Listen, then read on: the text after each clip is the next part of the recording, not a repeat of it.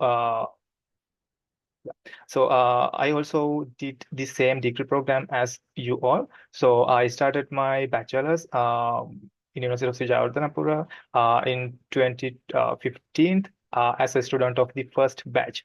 So I think you might know when we start our bachelor's program, we actually started our bachelor's program in a very remarkable building called Galbangal Tower.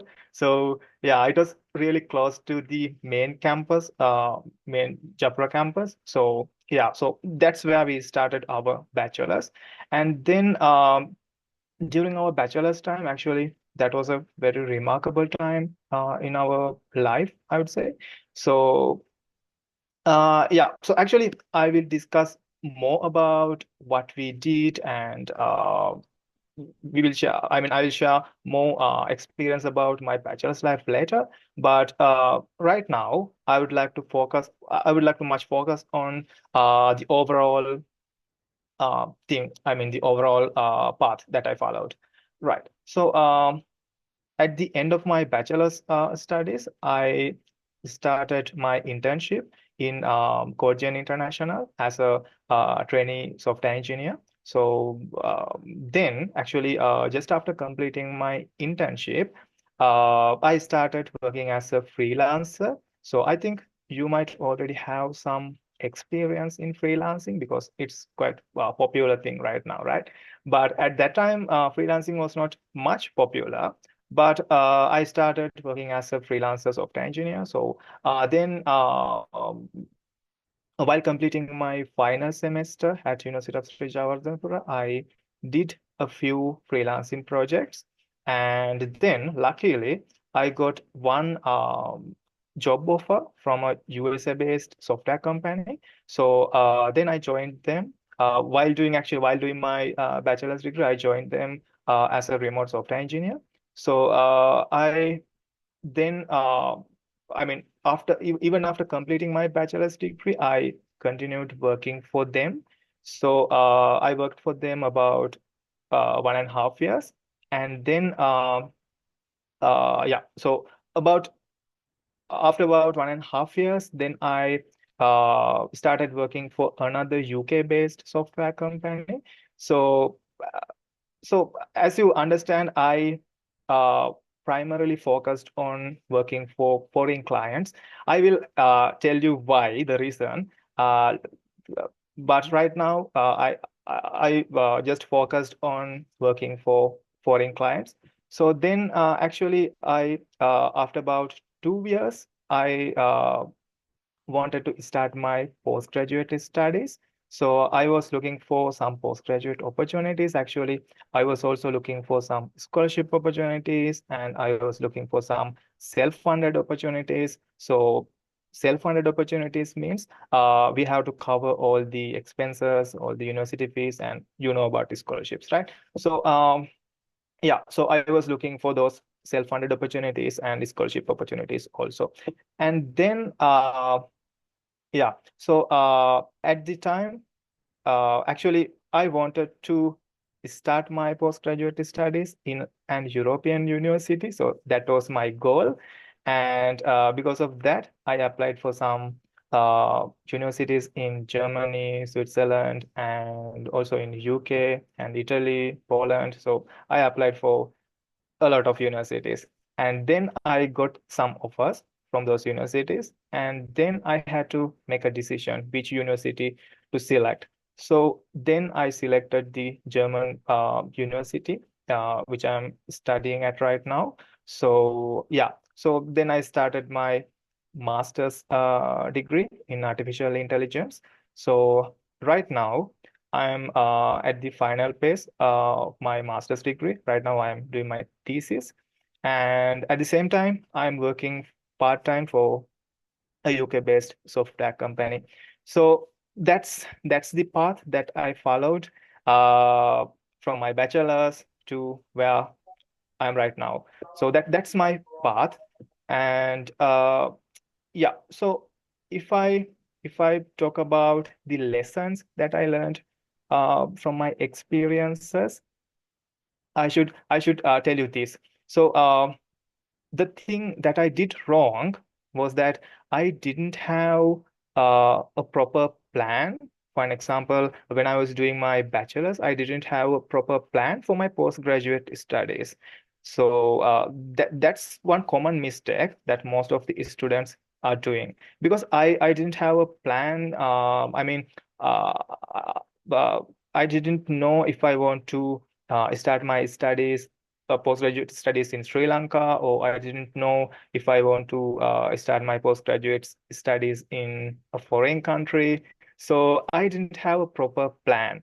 So after completing my bachelor's, then only I I was looking for some scholarship opportunities and uh, some other self-funding opportunities. But at that time, I realized, actually, after applying for some scholarships, I realized to apply for scholarship opportunities, you should have more research experience. You should have at least 5 or 6 good research papers published. So without those research experience, we can't actually apply for good um scholarship opportunities. So that was the main mistake that I did, because I didn't have any plan to apply for any scholarship when I was doing my bachelor's. So what I'm suggesting you is that make a plan. No matter if you are in the first semester, first year, second year, third year, final year, just create a plan.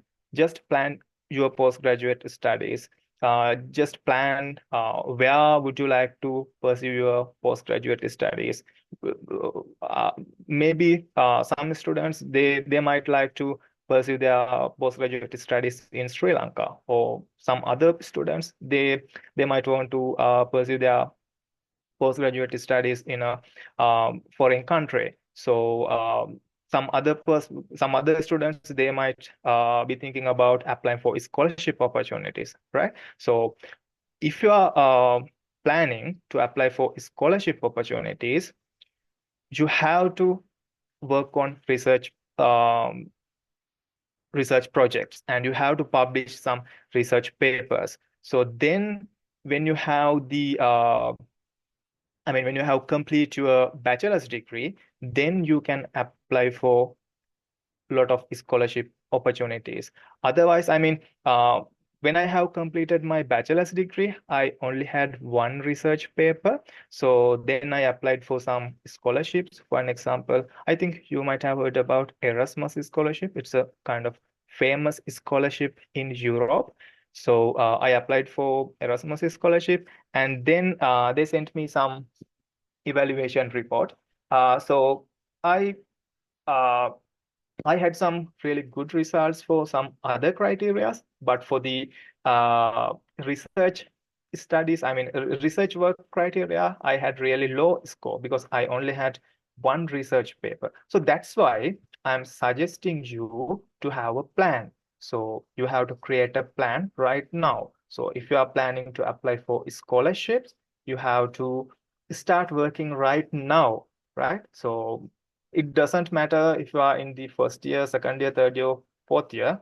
Even if you are in the first year, you can start, uh, at, at least you can start studying about research studies, how to publish research papers, how to select a good research topic, and those things, right? So yeah, so that's the main thing that I learned from my past experience. Have a plan, create a plan for your postgraduate studies, and then decide where would you like to do your postgraduate studies. Is it in Sri Lanka, or is it in foreign university? And if you're applying for a foreign university, would you like to apply for a scholarship, or if you have enough savings, you can apply for self-funding opportunities that are like I did. So yeah. So so that's the lesson that I learned from my past experience. Okay. Uh, Okay. Thank you, yeah. Mr. Shanka. So I would like to Oh, okay, the same question goes to Mr. Prasad de Silva as well. The audience would love to know about your academic journey as well. All right. Hope everyone can hear me, right? Can you hear me? Oh yeah. Okay, great. So, first of all, I So, thank the organizing committee. I'm really glad that to be back in the ICT society or ICT department again. I'm just like my mind's going back to the our department days and what we did and all, right? It's like kind of reconnecting the dots again. So thank you so much for having me in here today. First I'll introduce myself. My name is Prasad, and I'm currently in UK. So I came here for my master's, and I have completed that very recently, and I've graduated from Nottingham Trent University as a cybersecurity degree holder. So currently, I'm kind of like having a transition from a student an employee. So currently looking for jobs and everything. So when we talk about my history, so where I started, I did the same degree as Annika said that we did the same thing. Like we did the BICT and we did the network technology. So we were in the same group, right? But something that he didn't mention, right? Because he definitely he forgot this thing, right? He was the island first in the batch, right? He every time he forgot to mention that he was the island first. So someone has to mention that he was the island first, right? So you're talking you were listening to a special person. So he was the island first from our batch, and we were lucky to have him in our batch as well as a very special student, right? So when you're talking about what I did, so we did I did the bachelor's BICT, and then I did the network technology. But as Shanika said, that when we were doing our bachelor's, we didn't had a proper plan where we are heading to. So we were just doing the studies, and we were just doing projects and going for exhibitions and doing extracurricular stuff, and but we didn't have the proper plan where we are heading to. So are we going to go for industry, or are we going to pursue our higher studies in somewhere else, or what? We're just going into the flow. We're just following the flow. So, but the thing is, like, we did sort of things that because we knew that the other university students who are doing ICT, they were engaging in activities like exhibitions and doing projects and everything. So we did the same, like following them, but we didn't have any proper ideas of where we are heading to, because we were the very first batch in uh, the group of technology stream. So we if we did something wrong, so that affect the whole the junior batches. So what I think is, because we did great, so we did sort of uh, thing. So now the other batches or other juniors are following the same.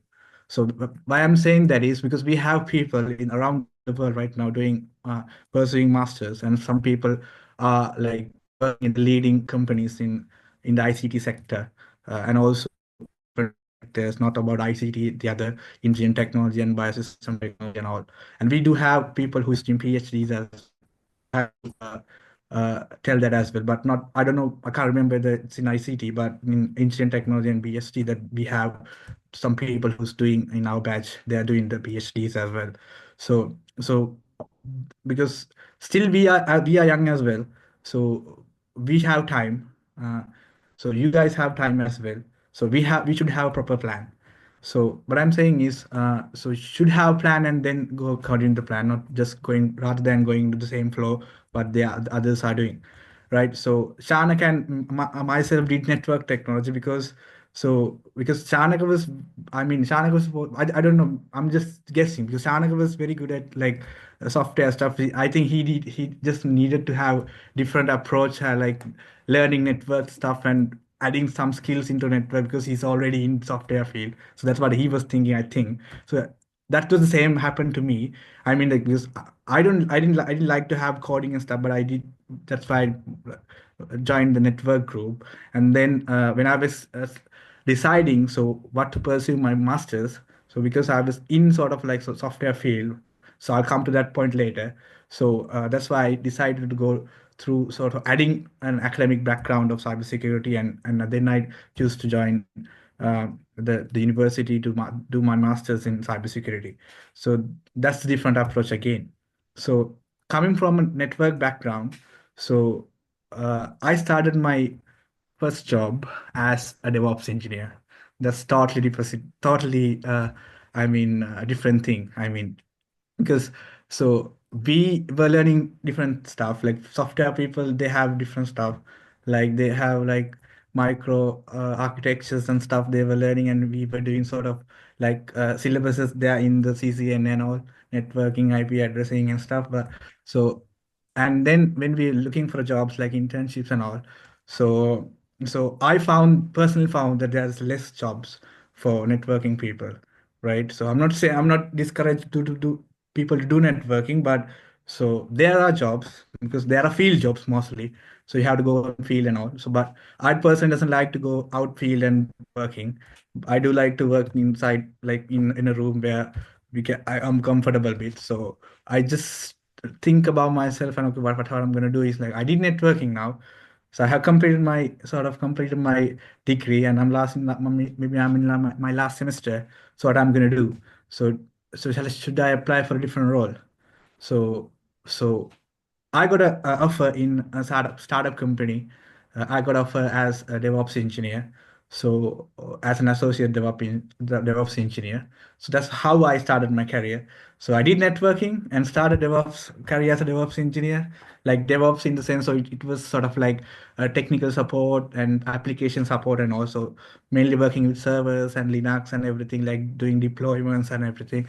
So I joined that company and worked there for like year and a half, and then I got offer in another company called Persistent Systems. I don't know whether you have heard that. It's a bit popular in the industry, and that's again as a technical support DevOps engineering role. And I worked there for like 1 year again, so I got a good offer. And then when I was working there in the same time, I was applying for the masters as well. So because I thought, okay, this is the time I have like 2 years of nearly experience. So I got enough experience in the industry now. So I need to do something else related to my academics again. So then I choose to apply different universities at the same time in all around the world. And then I got few offers as well. So I didn't know that Shanaka was applying for the same university and he got selected to the same university. I was applied for the same university, same course that Shanaka was doing, and I got selected the same course as well, the AI course that he's currently following. So I had two last courses. I have decided whether I'm going to go, which is the AI course and the cybersecurity course in UK. So finally, I thought, okay, so I'm going for the cybersecurity one because I was a DevOps engineer. So as a DevOps engineer, so we working with the systems, working with the servers, and we working with the deployments and all. But so thing is, so going your career and learning something related to AI is not my passion as well. So I thought the cybersecurity is bit related. So DevOps like DevSecOps, it's again a different field. So I can apply my theories what I'm going to learn in the cybersecurity in the DevOps practices. So I thought, okay, so cybersecurity is the go. So I have to give a go for cybersecurity. So then I choose here in UK to pursue my masters in cybersecurity. So, but in the same time, I should say, when I was working in the Persistent and I have applied for this position, so I got an offer again, right? So, because when you get experience little by little working in the industry, so you get offers, right? I'll tell you later when I go in. So I get an offer in Virtusa. So it's a big company in IT, So as a associate consultant, so which is leveling the senior engineer role. So with a good salary. So I choose to leave the other company as well. So in IT industry, it's a kind of like a common thing that when you get offers, you leave the company, right? So when you get a high salary, high position, you leave the company. So in my 3 years of time, so I think I'll work for three companies, and then I level up with the different roles, and then I came here in UK, started my doing my masters. So it was a terrific year. I would say I had a terrific year last year doing my masters, balancing my work and the academics, and finally I got graduated in very recently, like 2 3 weeks ago. That's how my path was ended in academics, because I'm trying to find a give an end and give an end to my academics and start my career again back in the DevOps or related field. So that's what I'm saying. So what I learned throughout the journey is like our my journey is not a, like sort of like bit of roses. I would say it's really hard. So starting from like doing A levels as a first batch, we didn't had papers, past papers, nothing. When it came to university, we didn't had like facilities. We didn't had even a good building. Like Shanaka means it was just a gal bungalow we all in, right? We didn't had like proper Wi-Fi, right? We had to always struggle with the lecturers and the faculty board and everything, right, to get the things done. And then that's how how we came through, right? So we did everything there, and then we got graduated, and then people uh, split off their pathways. Like some went to their do their masters, and some were still in the industry. And we have people like in my batch, I know, like we have people who's currently working as like senior QAs, associate tech lead and all, right? So our batch, it's kind of like now sort of in a very good place when we compare what we were back in the days in the university, like you guys.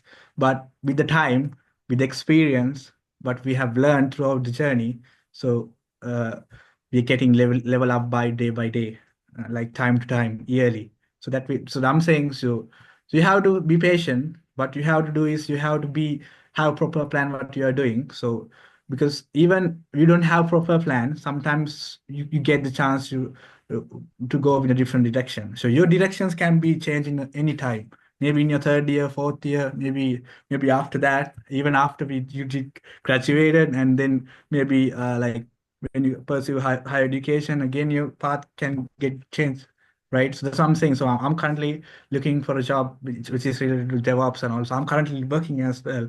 So I'm working as IT admin in a company, but I'm currently looking for a more broader IT job. So can be when I get a job, can be different direction as well again. So I'm saying, so your pathways always can direct for different directions, but you have to make sure that that should be your passion as well.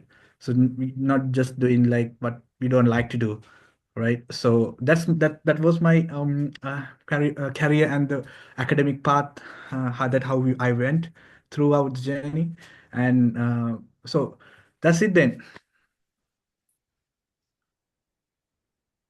Okay, thank you, Mr. Prasad and Mr. Shanaka, for both of your insightful stories, and it's truly inspiring to hear how your perseverance and vision have shaped your paths.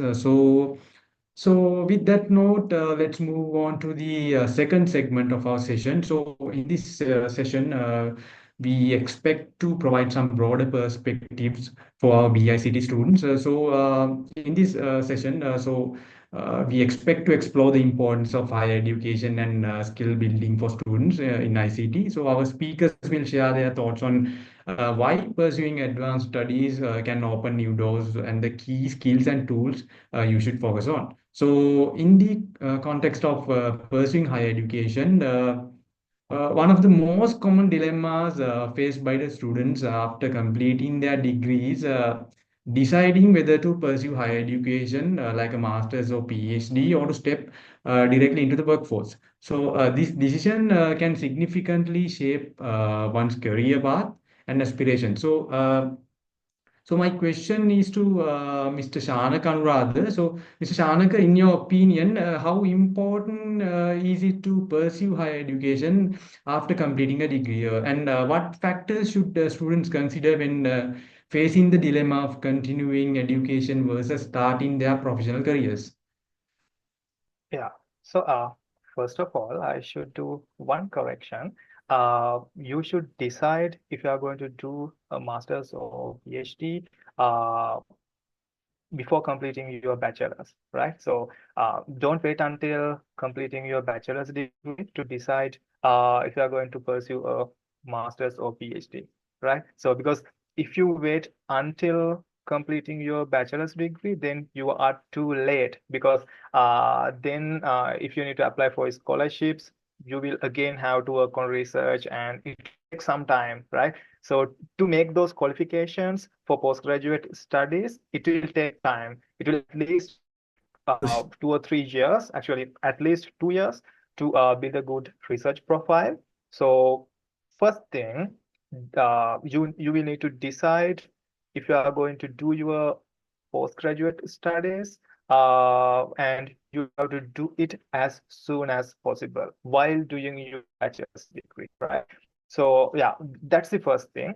And if I talk about postgraduate studies and if I talk about how to decide if you are going to do postgraduate studies, or if you don't want postgraduate studies, how to decide that. So actually, my personal opinion is that everyone should do postgraduate studies. Everyone should have at least a master's degree.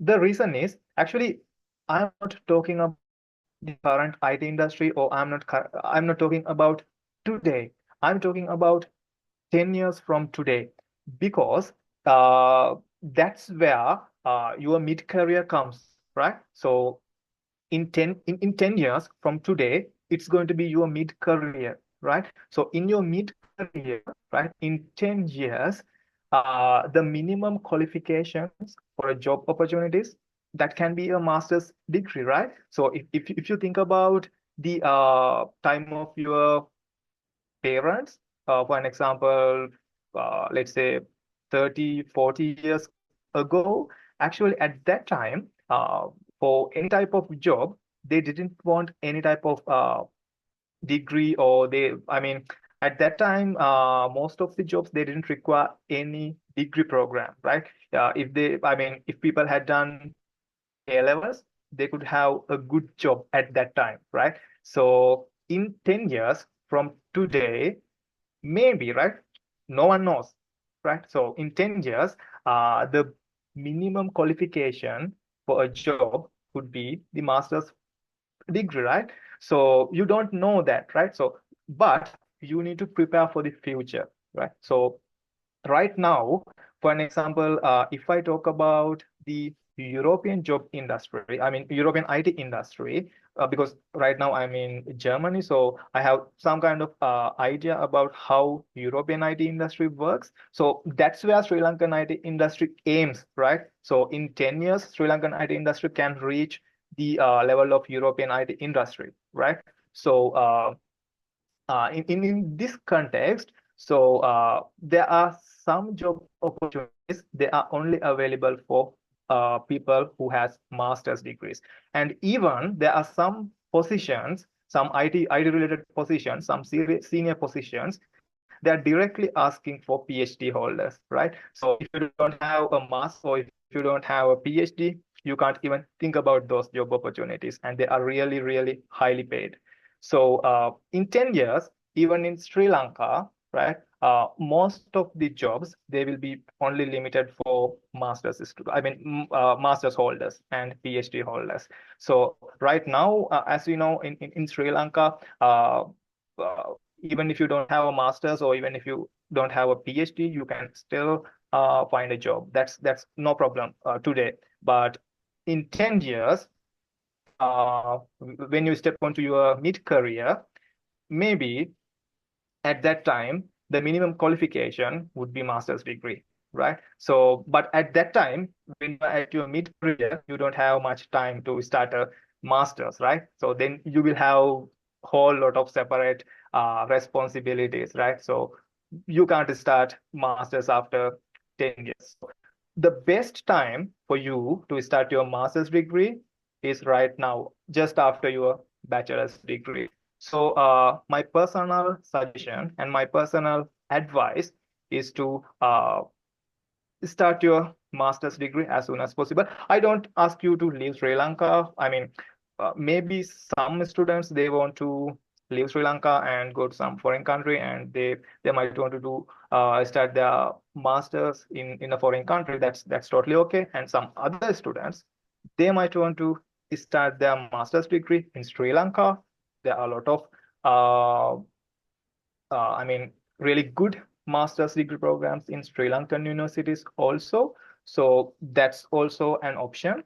And yeah, so the first thing, you have to decide if you are going to do your master's. So actually, right now, the truth is, even if you don't have a master's degree, you can find a job in Sri Lanka and in also in some other country. But if you think about your future, if you think about uh, 10 years from today, the best thing is to start your master's right now. So then you don't have to be worried about your future. And then about PhDs, actually, I mean, you can decide if you are going to do a PhD or not while completing your master's, because PhD is much related to the field of academia. So if you want to become a lecturer or university academia, then probably will have to do a PhD, right? But if you are planning to go to the industry, for an example, if you want to become a software engineer, so right now it's not I mean, it's not essential or it's not necessary to complete a PhD to become a software engineer or senior software engineer, or to become an architect. So it's not necessary to have a PhD. But again, as I told you earlier, in in some developed countries like European countries, there are some higher positions for PhD holders, even in industry. So I mean, if you do a PhD, that won't, I mean, that won't be a waste of your time, right? So there will be a lot of opportunities available for PhD holders also, but at least, no matter if you are planning to go to the industry, or if you are planning to go to the academia, you have to have a master's degree at this time, right? So that's my suggestion. You don't have to think twice, because you have already started your bachelor's. And I mean, if you have come this far, you can start your master's degree and you can successfully complete it for sure. And while completing master's degree, and I mean, after starting master's degree, then think about doing a PhD. Think about the country that you would like to live. For an example, if you would like to live in Sri Lanka and if you would like to work in the IT industry, having a PhD won't make but I mean, it won't be much important, right? So that's the truth. But for an example, if you want to go to the academia, then you definitely have to do a PhD. And if you would like to live in a European country, and if you would like to go to IT industry, and if you would like to get promoted, then you can go for a PhD, and you will have a lot of opportunities, right? So basically, my idea is to have a master's degree. I mean, uh, that's a necessary thing, right? So you have to have a master's degree to face the future challenges. And about the PhD, you can decide it according to your plans. So yeah, so that's it. Okay, thank you, Mr. Shanaka, for your remarks. So my next question goes to Mr. Prasad. So, Mr. Prasad, in the context of skill development, so as a experienced engineer in the industry, So, what specific skills or tools do you think ICT students should focus on to stand out when applying for higher education or entering the workforce? Right. Again, it's two different things. Like entering into workforce is different, and doing pursuing master's is different thing.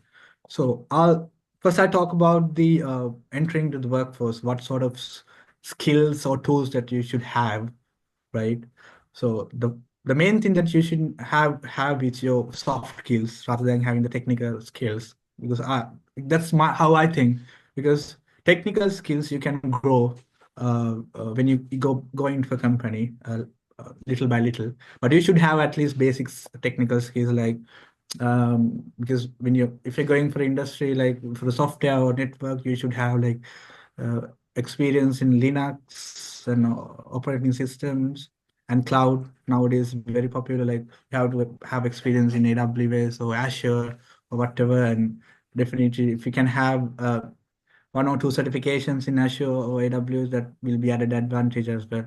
So those technical skills that you should have very basics, like having two or three Linux command, knowing two or three Linux commands, very basic commands. So be a good thing then when you're facing an interview, because most of the time when you go in for an interview, in a technical interview, so they should ask about like how do you know about Linux and all, and how is your experience on software development life cycle, and do you know about what's class, right? Those what is an object if you're going for a software engineering role.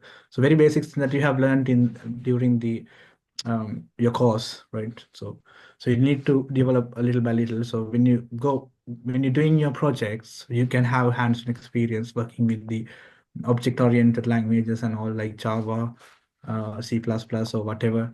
So those things that you need to have. So I prefer to have at least one uh, language, like at least a proper language, because during your course, I think you're gonna learn around three or four different languages. I can't remember. So, and I think we did C, we did Java, and then we did C Sharp during our course. So, but I prefer to have one language at least in an intermediate level, uh, to have not having very basics things in all the languages, because we were learning from the A levels, so we did Python in the A levels, but not the Python that we actually use in the industry. It's totally different.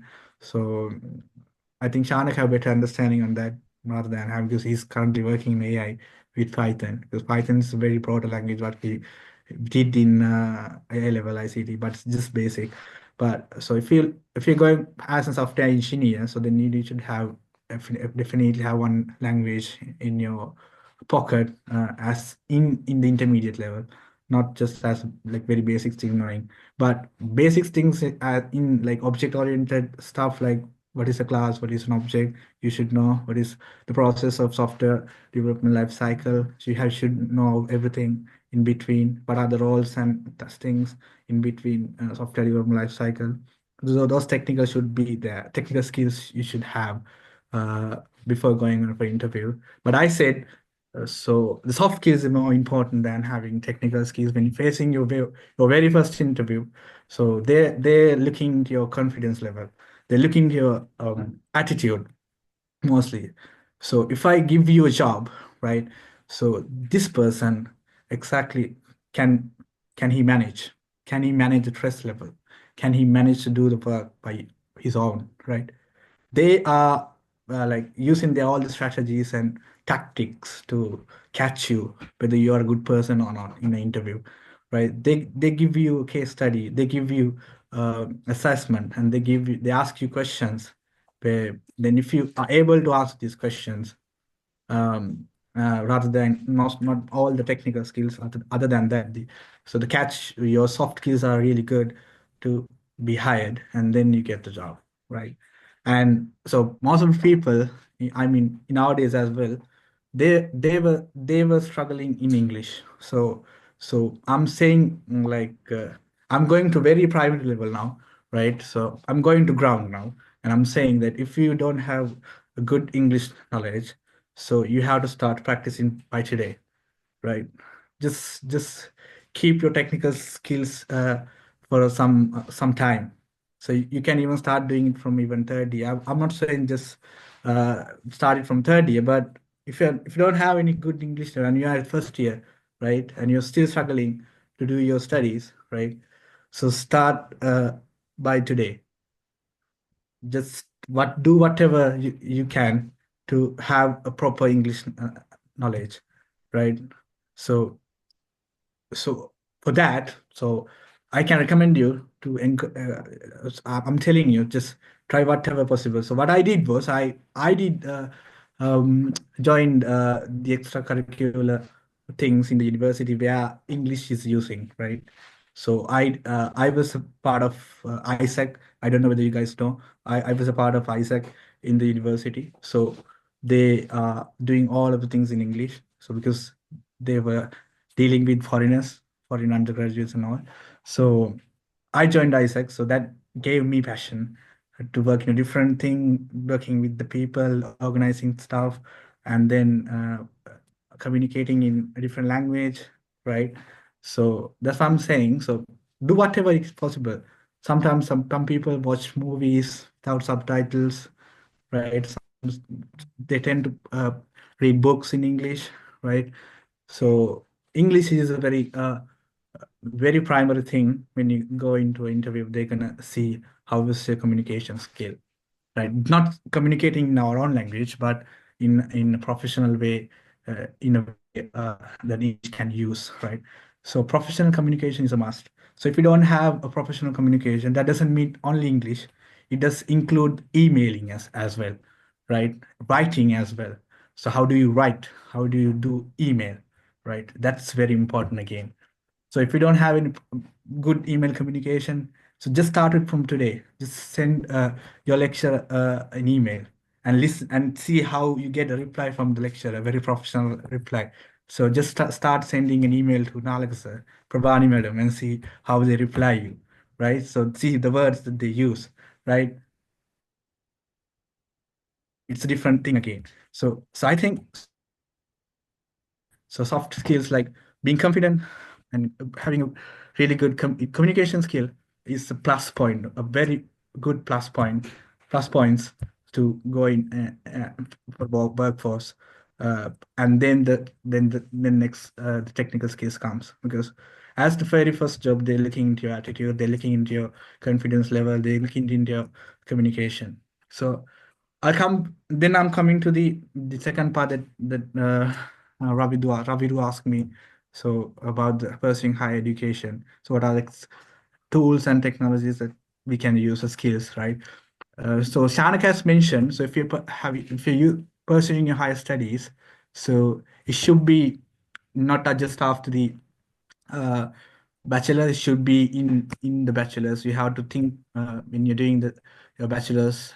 So when I'm going to do my master's, so I'm gonna do my masters or not. So I'm just currently directly going for the workforce, or directly going into PhD or masters after having my bachelor's. For that, then you have to work.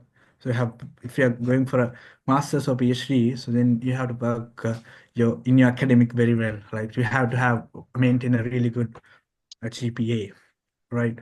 Have good results in the subjects, right? So and then when you have your research semester, so you have to work in very well and get a good result in research and publish a paper as well, right? So these things are the main things that you need for applying for masters, Shanik as well, right? Not just when did with the bachelor's and think, okay, so just this is the time to apply. That's not the way. That's what we did actually. But as Shanik said, we have to think when you doing that. So what are the tools that we can use, right? Simply Google. Just Google it. Just Google it and find where we can how we can apply. So you have all the resources in the world. So but the processes are different from country to country. So I can't say there's a specific process for all the countries. So Germany is different. So Shanika will say the site, whatever. I can remember, but not I'm not in the mood. I can't remember what site.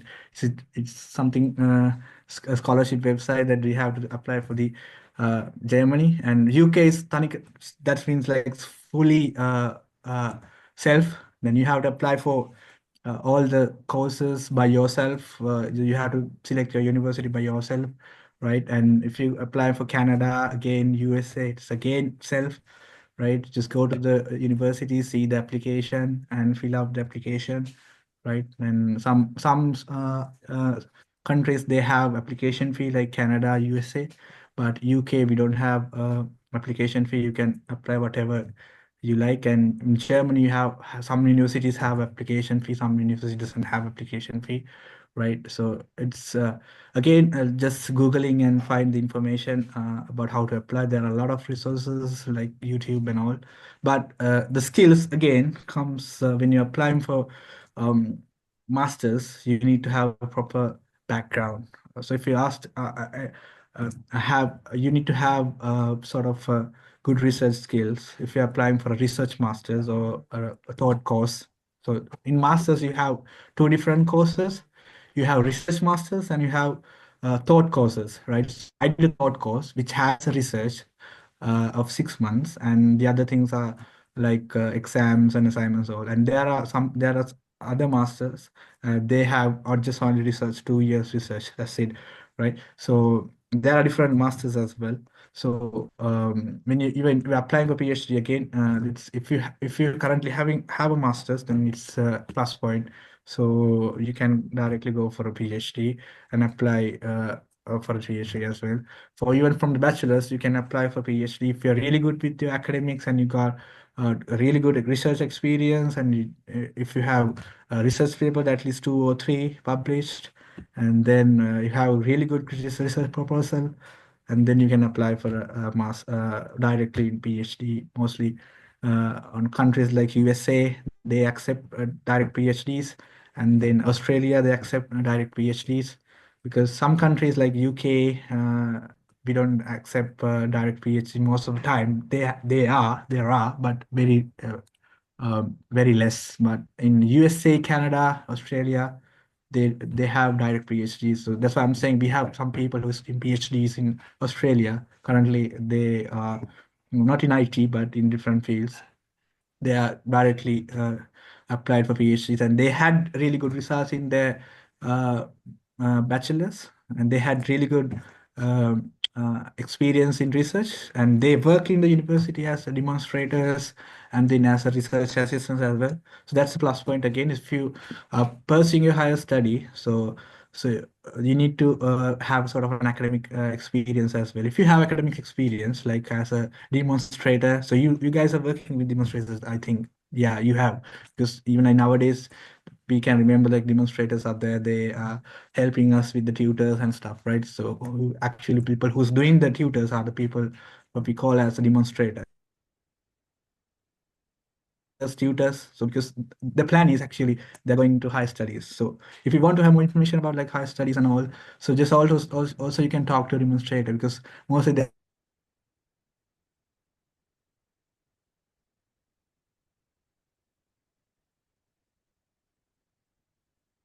change. So that's why they're here as a demonstrator. That's the main plan of um, of their career. So that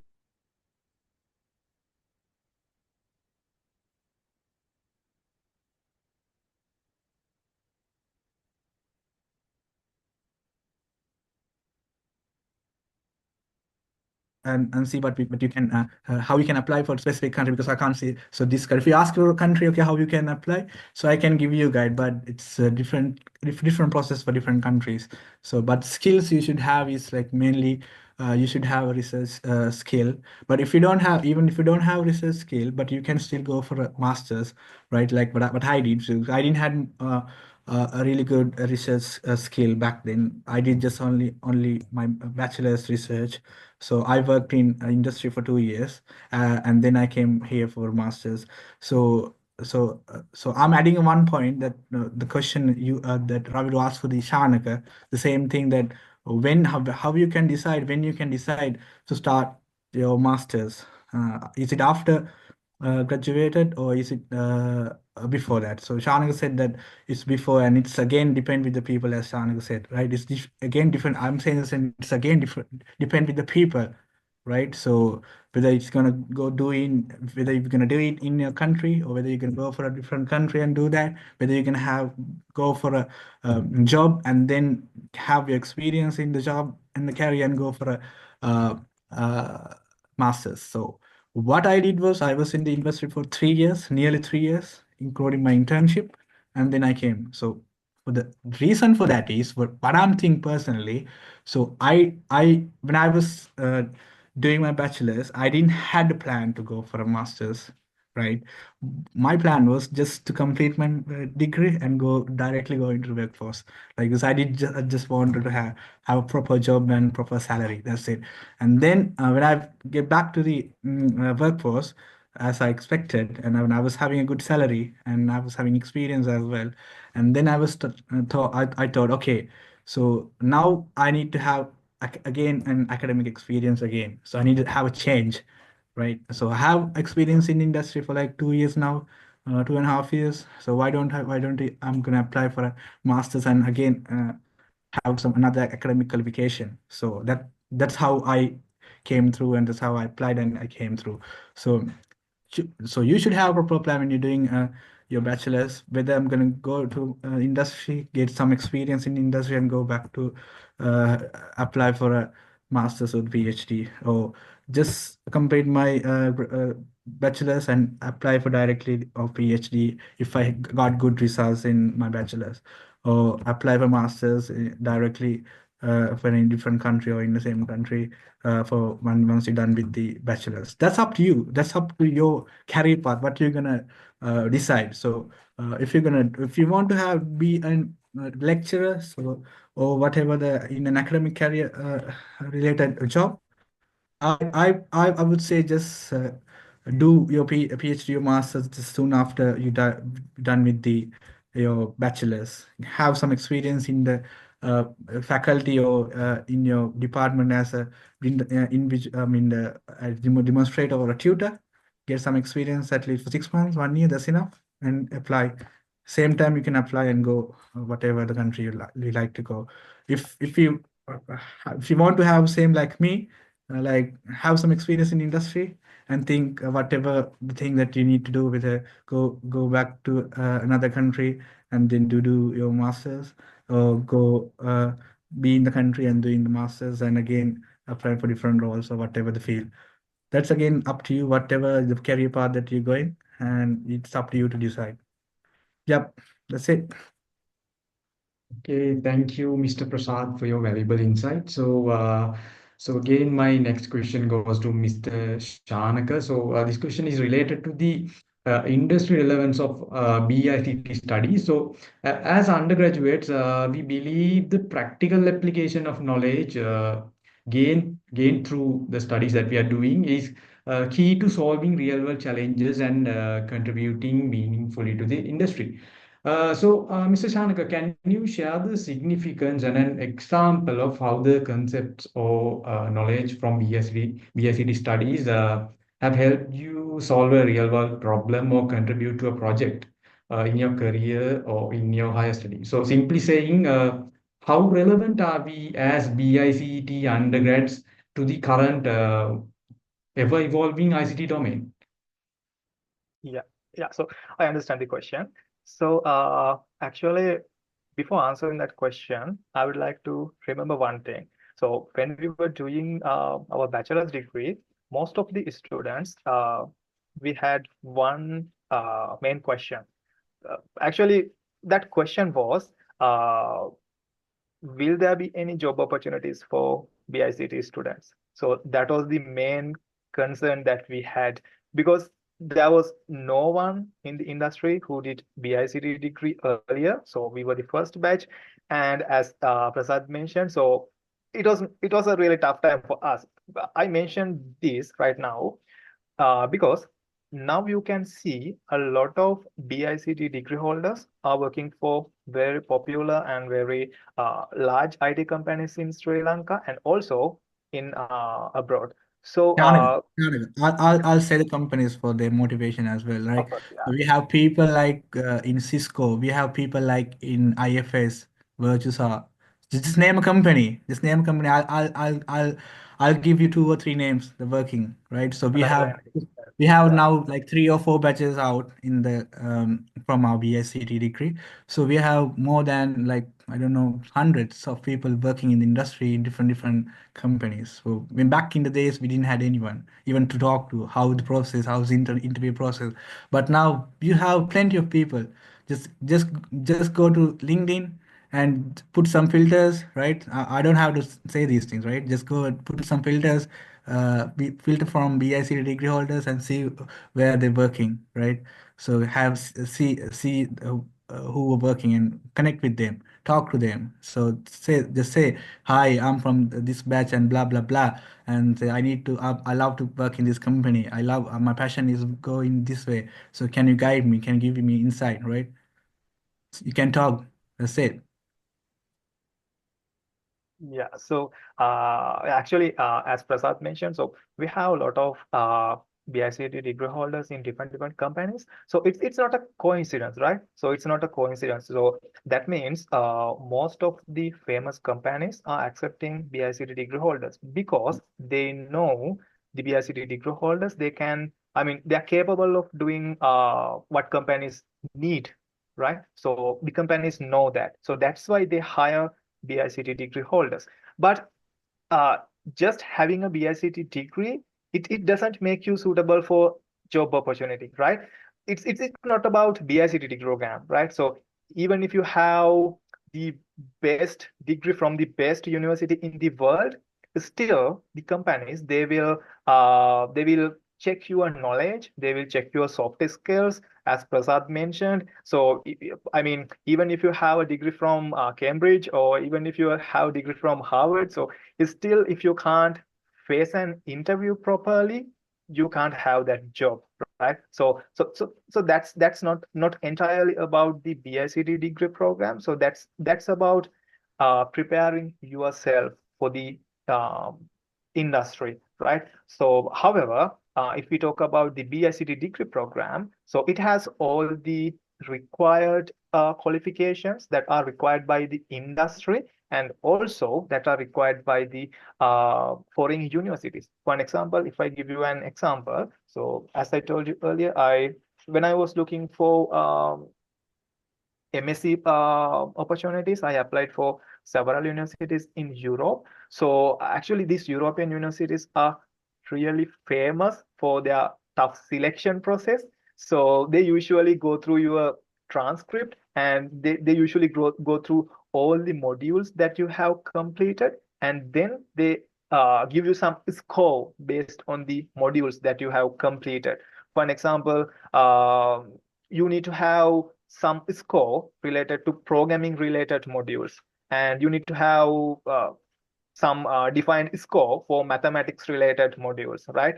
So if you don't have that score, then you can't, I mean, you will not get selected for that degree program. But if you check the previous BSc degree holders, now they are doing their master's degrees in Italy and in Germany, UK. So all these applicants, I mean, all these people, they went through a tough selection process from those universities, and they got selected because all of those universities, they accept BICT degree program as a really good program. So I mean, and also, I need to share one other experience related to industry. So when I was doing my internship at Cogen International, so usually Cogen and most of the larger companies, they take interns as batches. So they don't take just one intern, they just take a batch of interns, right? So when I was working there, so the other students in my batch, they were from the motor IT faculty and motor engineering faculty. So yeah, so you can understand. Uh, so they accept BICT degree program as I mean, as a really good degree program. But the thing is, if you don't prepare yourself for facing an interview, and if you don't prepare yourself for applying for postgraduate studies, as Prasad mentioned, you should have that knowledge how to write an email, right? And you should have that knowledge how to write a good cover letter, right? So right now you don't have to have, I mean, actually, you don't have to have 100% perfect English, right? So you can just, I mean, you can use ChatGPT or something like that. But still, after creating some response from ChatGPT, you should have that knowledge how to polish that thing and how to get the relevant content from the generated content, to finalize that thing, right? So if you don't have that knowledge and if you just copy and paste, that won't work, right? So Yeah, then companies, adding something to that, Shanaka, right? So if you do yeah, ChatGPT and you put into your like cover letter into your master, so if it is an SOP, you're putting into your application. So because in Europe or UK, we got systems right in place to detect AI, right? So you have to be smart as well, right? So if you have done that ChatGPT, so then use a paraphrase, right? Because I'm not giving you hints, right? So just do paraphrase, or you do it by yourself, get an idea and write it by yourself, right? And get correct grammar using a different thing, because there are a lot of online resources like Coilbot or Zero GPT, whatever the thing, right? And then polish it and just put it in the application, just as Chanaka mentioned, like copying it and putting it to the application into your cover letter, that doesn't work. And then we got AI detectors as well, because in my master's when I was doing that, so it's not like in the systems like what we have in Sri Lanka. It's totally different. It's 100% different. A lot of detectors, a lot of like uh, uh, like uh, uh, uh, chasing for the AI detectors and everything is there. So be careful when you're doing that. yeah. So the BICD degree program, it's recognized by most of the I mean, most of the memes. There are some companies, they don't have any people from BICT degree program yet, but in the future, I mean, for the most of the companies, they will hire BICT degree holders. There's no problem about the degree program, and from the foreign universities also, there's no problem from the universities. It's fully accepted. And then if I quickly take an example from what we did, I mean, if I take an example from the projects that we did when we were doing bachelor's and how it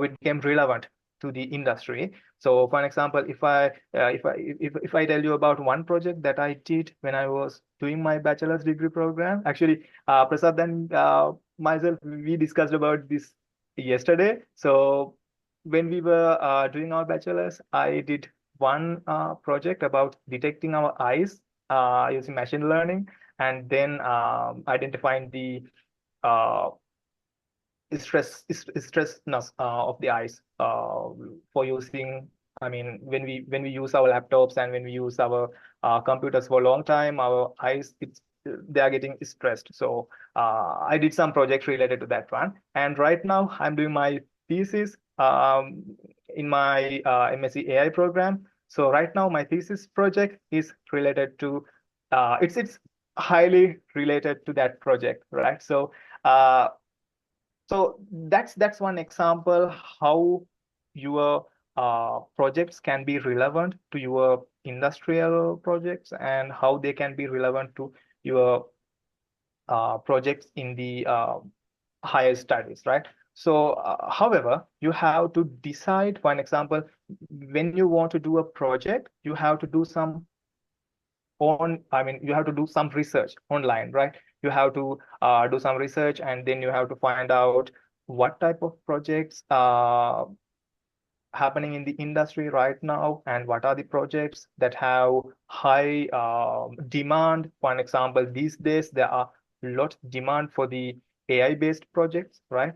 And then you can think, so okay, so now there's a huge demand for AI based projects, so then I will start working on a simple AI based, let's say, computer vision based application.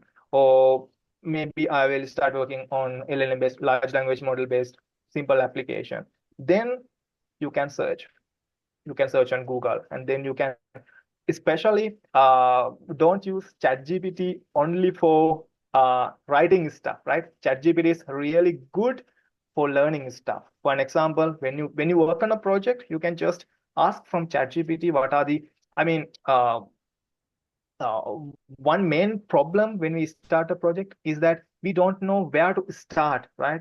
We don't know how we can start this. One example, if we need to do a computer vision based project, and let's say we need to identify some objects in the image, so we don't know how to start, what modules to use, what frameworks to use, what language to use. We don't know that, right? So what we can do is we can just ask from ChatGPT. So we can say the context. So this is my project, and these are the languages that I would like to use. And so suggest me, give me the best options. And then you can ask why this option is the best one. Why is it best? So are there any other options like that? So you can use those options for your self-learning things, right? So that's a great approach. All right. So yeah, so that's it about the uh, industrial relevance. I think you got the answer that you were expecting. Okay, okay. Thank you for your invaluable perspectives, Mr. Shanaka. So, my next question goes to you as well. Life after university can bring new challenges. Since both of you have several years of experience in adapting to different work or study environments as students and employees, so my question is.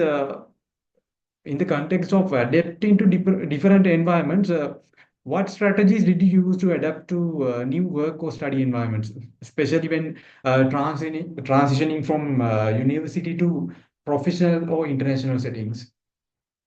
Yeah.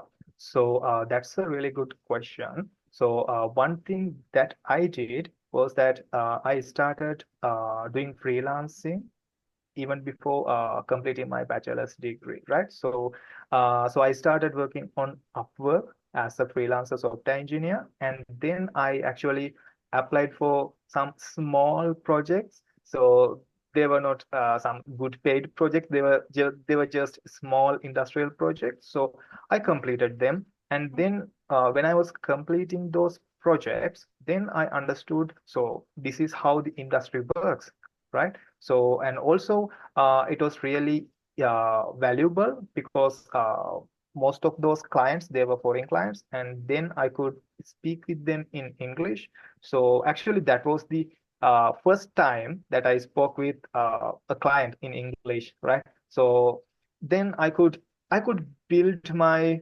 confidence because they know, for an example, when you start the project, you can say you are still an undergraduate. So then they will, I mean, they know you are not an experienced person. So then you can make mistakes, right? So the time of internship and the time of, I mean, the time of internship is the best time to make mistakes, right? So when you do your internship, and just after the internship, you can find some uh, freelancing projects that I mean, like I did. So in that time, always mention that you are a student, right? So don't be afraid to mention that you are a student, right? So then you can make as much as mistakes. So then you can, I mean, you can learn from those mistakes. If you don't do any mistakes, then you won't learn anything, right? So that's why if you take a look at the companies, uh, you can't name any large company which don't have any QA engineers, right? They all the large companies, they have quality assurance engineers, right? So they do have those quality assurance engineers because uh, people make mistakes, right? So those people, they are here to check the products and find mistakes and make the product better, right? So as software engineer, you make mistakes, and as interns, you definitely make mistakes. So the I mean, if you need to learn more about the industry, and if you need to learn how to start on the industry, the best way is to find a good internship. So the internship is the best place to learn and start working on the industry. So that's how I learned about the industry, and that's how I learned how to work with different environment, how to move from university to industry. So that's how I learned it. So don't skip that. I mean, you have to do an internship, that's right. But uh, I mean, select a good internship. Internship means uh, don't select something like I mean, some students, they would like to select a place where they have some friends or where they have some relatives and they can just do nothing and just complete the internship. Don't do that, because that time period, it's the main time period and it's the most important time period that you can learn a lot of things about how industry works and how you can adapt to that environment. So that's the time that you can learn, and that's it. That's the only time that you can do mistakes intentionally. I mean, even if you do mistakes intentionally, you still can survive, right? You can learn, right? So after going to industry as a software engineer, you can't make mistakes intentionally, right? So yeah, so that's it. That's the time period. Internship time period is the best one. And also after completing the internship period, try to work on some industrial projects. Maybe you can start working as a freelancer and then take some freelancing projects, and then you can grab some experience, and then just after graduating, you can step onto the software engineering industry as a experienced developer. Yeah. Okay, thank you, Mr. Shanaka, for your valuable insights. And let's move on to turn our attention to career development. So with a degree in BICT, the possibilities are vast, but understanding where to start can could be a little bit of a challenge. So Mr. Prasad, can you tell me with your experience? What career opportunities do you think are most promising for the BICT undergrads? And how can students start building their professional network early? Right. So answering the last thing that you mentioned, building the professional networks. So that's what you guys are doing right now, okay? So you're trying to have us in sessions, trying to have professional people from the same alumni. So this is called what we call building up the network, right? So because I can see my notifications are coming up, so I'm getting notification from LinkedIn, like people sending me requests. So like some people in the chat, they're sending me LinkedIn requests. So they want to connect with me. So they want to have someone who's having experience in industry as well as the same thing that they did, right? So that's what we call building a professionalism or professional network. So you guys are currently doing that, right? So keep doing that, the same thing that you guys doing, um, building a professional network.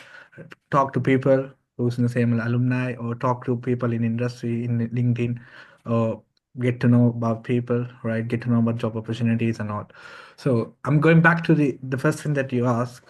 So what opportunities that we have as a graduate in BICD? So I think we have every single opportunity in BICT, because BICT is a general degree, I would say, because even we are getting into special focus areas like network, software, and now it's called interactive media, isn't it? Right? Not multimedia.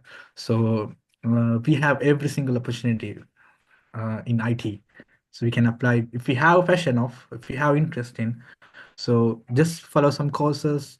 Other than that, just do some certifications or other than that, and then apply for the position. So if you're good enough, if you're good enough in the interview, you get the opportunity. So that what happened to me as well. So I did networks. I'm giving from my personal experience, I did network, right? So because I didn't want to have uh, um, sort of feel the type of job, but I did network because I don't want to have coding and stuff in my life. So I'm not good at it, right? Because there are people like Shanaka, they're really good at coding. They just want to do things in coding. That's it, right? Just all the time, 24 hours, just thinking about logics and how to implement things and giving solutions. So I'm good at like when they provide a solution, so that we can work on it, right? So I'm a person like that. So I did And choose DevOps since DevOps or whatever the application support. So the systems are in place, so we can work on it, right? Like maintaining, deploying new things, right? So I did network and I came to DevOps, so the application support or technical support role. So totally different things. So networking just have only very basics of Linux and everything, but when you come into a DevOps or a software related job, you have to learn a huge tech stack, I would say. Like there are automation tools, there are like server related tools, operating system, different operating systems and different of versions, and then automation stuff like API testing and microservices. Everything that you guys are learning in the software, again, I have to go from scratch, right? So I had passion because in networking in network, so we had to use like IP addresses and everything. So it's really close subjects, I would say, network and software. So get connected at some point, right? So the systems should go live with networking, IP addressing, firewalls, like HA proxies, and everything is get connected to each other, and down there we have the applications and software or systems or whatever. So on top of that we have all the networking and stuff, so it's always connected. So that's why I came to this field and pursue my career in a different field, but I learned a different thing. So that's why I'm saying that you can have like collapse or career changes time to time, or different changes in time to time. But we have every single opportunity. If you have thinking of to do this, and you just have to be a bit of a learn that thing. Let's say, so you doing a BICD, and you need to do be a data scientist, right?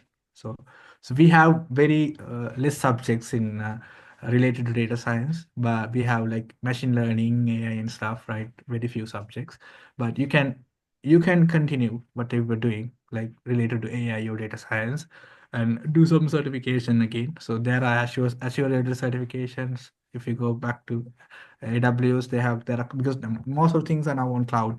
No, there is nothing on manual or whatever we call on-prem.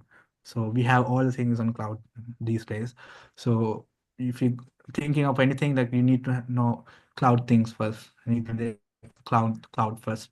So be a data scientist, even then you need to have like learn like sort of things. Like if you go to Azure, we have Snowflake and the Azure Data Factory, whatever the technical tools, you need to learn those things. So that's what I'm saying. So if you have passion, then learn things related to that and then apply. Get the things into your CV and then apply. So that's why I'm saying the BIC is a general thing.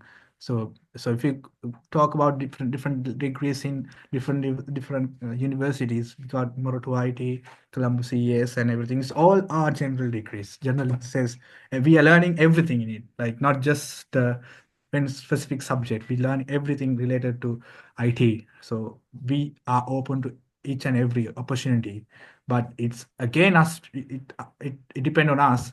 So what sort of a career path that you need to go? So now I'm telling you what like very basic opportunity that we can apply for, right? As a developer or software engineer, if you even if you did network, or if you even you did multimedia or whatever software, still you can apply. That's what I'm saying. If you have skill, you can apply, right? That's how, from my personal experience, I got into my job. I did network, but I got a job in DevOps, right? So it's again up to you. whatever thing. So you can apply as a software engineer, you can go as a network administrator, network engineer, and then so most of the girls are giving going as a QAs, right? So BAs like business analytics, and QAs, data scientist, AI, anything. So if you think of any role, so you can go, but we have to like have specific skill set, technical skill set, at least basics. If you it's your first job, at least the basics. If I'm applying uh, for a job, again, I'm coming to another point. So your CV should you should have a tailored CV, not like very general CV that we applying for a specific job role. So if you want to be a data scientist, you have to make your CV according that they think this is a CV of data scientist, right? Not just putting just 2 or 3 projects that you did in the university. Okay, I did nothing. So it's just if you want to be a data scientist, just start doing from things to that, so that then you can edit your CV and do a project according to that, right? Not and you want to be a data scientist and you're applying to a position with having HTML and CSS project on your CV. That doesn't work, right? So everyone is doing the same thing, right? And everyone's applying with the same sort of a project and different roles. It doesn't work, right?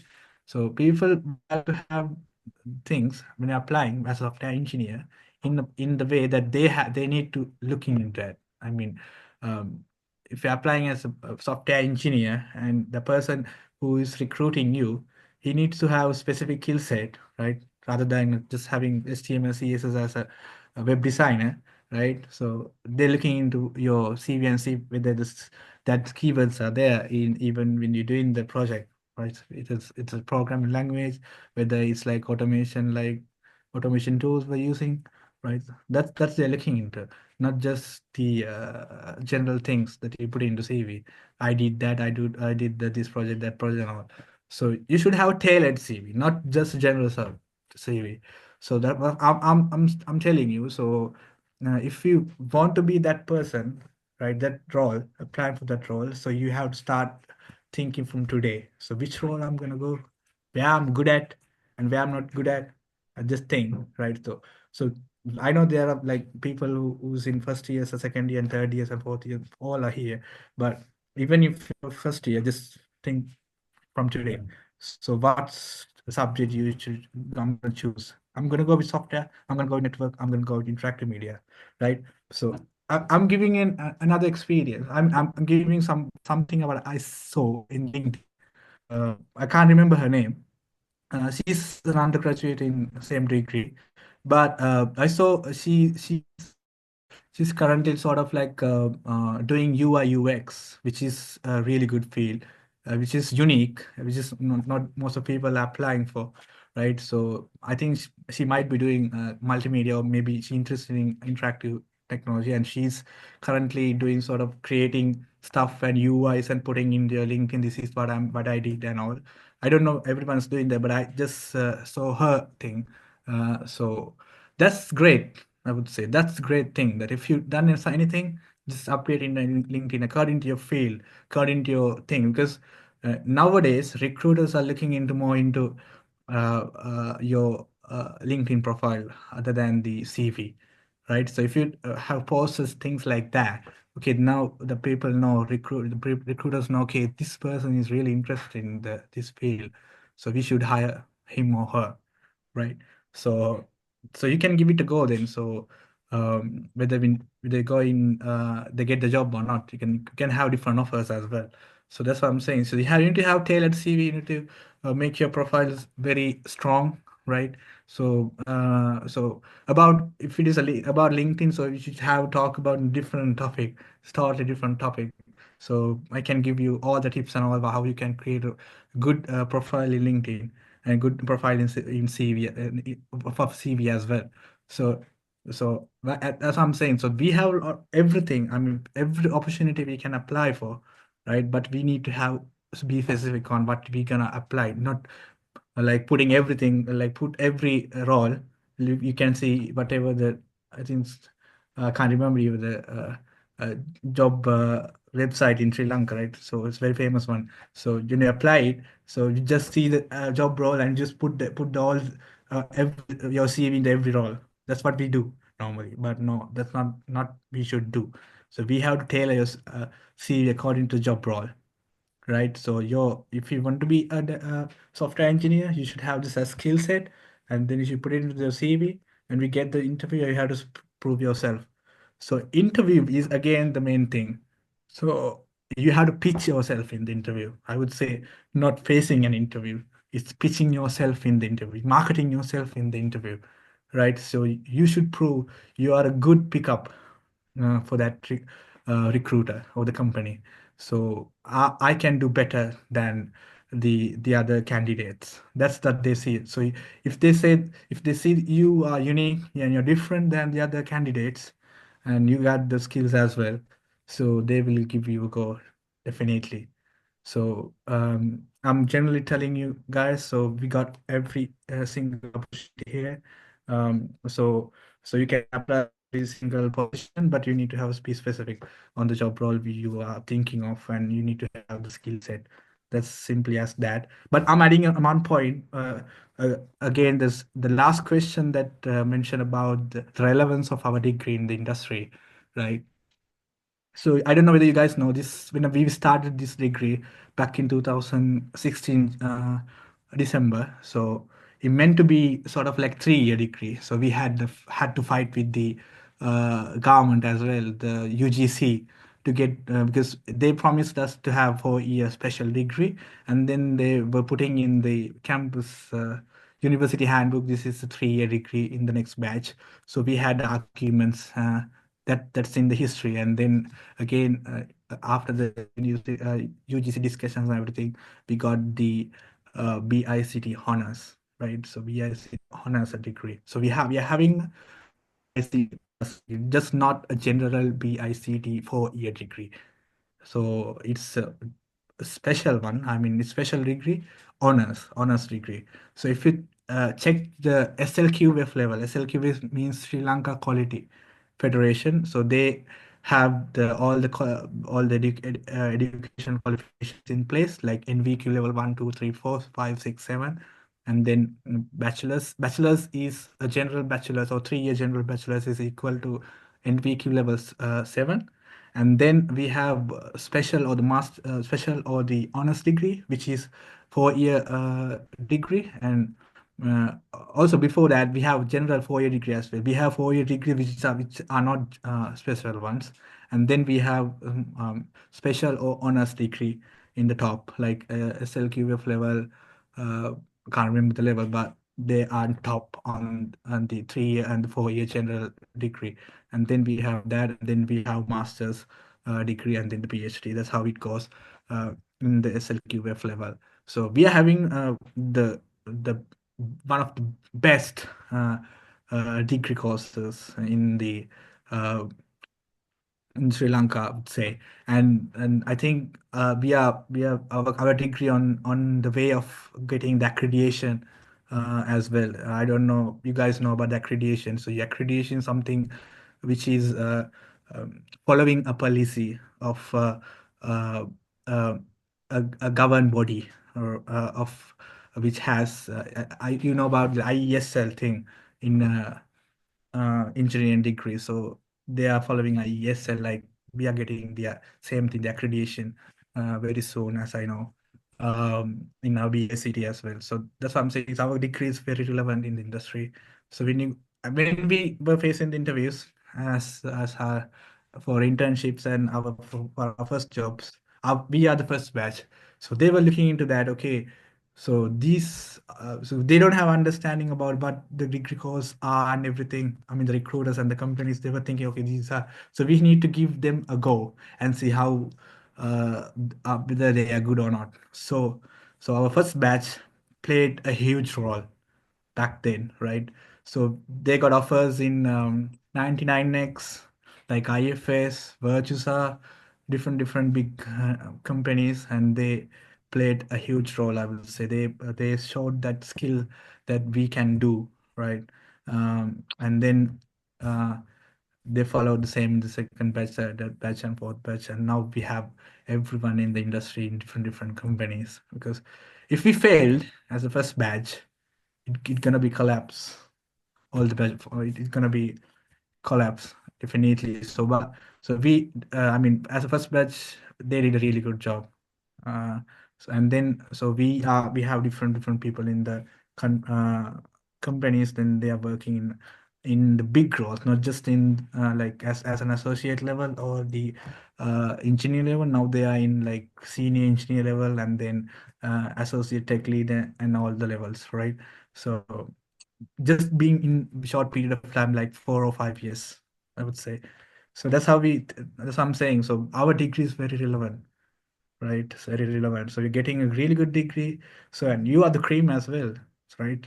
So you need to know that as well, because in A levels, so you are the best of the best. You get higher ESET score. Then you're coming to Japur ICT. You know, Japur ICT has the uh, highest demand, even in every single technology degree for last two couple of years. If you check the minimum ESET score for the all the degrees, including BSc and engineering technology. So Japur ICT or BIC degree uh, has the highest ESET score, asking for highest ESET score, right? So you are the best of the best in the Sri Lanka, right? So you are the cream of Sri Lanka doing the BICT. So you have every opportunity, I'm saying. So you can apply for every opportunity, and our degree is very valid. I can stand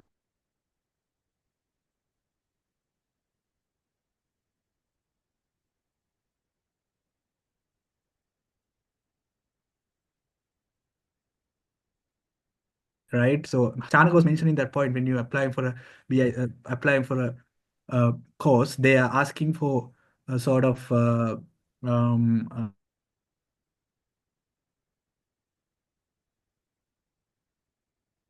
so even I was thinking back then, as a student, why should we learn physics in ICT, or why should we learn maths in ICT? That was the headache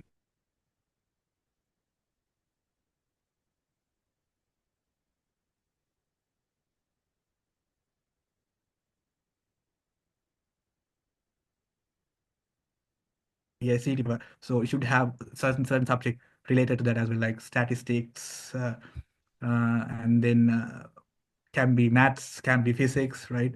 So because when you apply for a higher education, they ask what sort of score that you have or a weight you have the subject maths, or what should sort of course, I mean, weight or the score you have for statistics, right?